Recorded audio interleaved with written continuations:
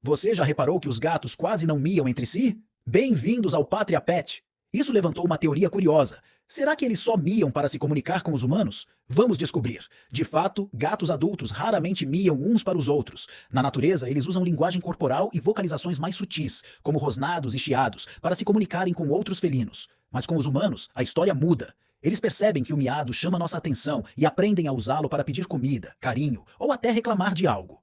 Cada gato desenvolve um jeito próprio de se comunicar com o tutor, e alguns chegam até a ter diferentes tipos de miado para situações específicas.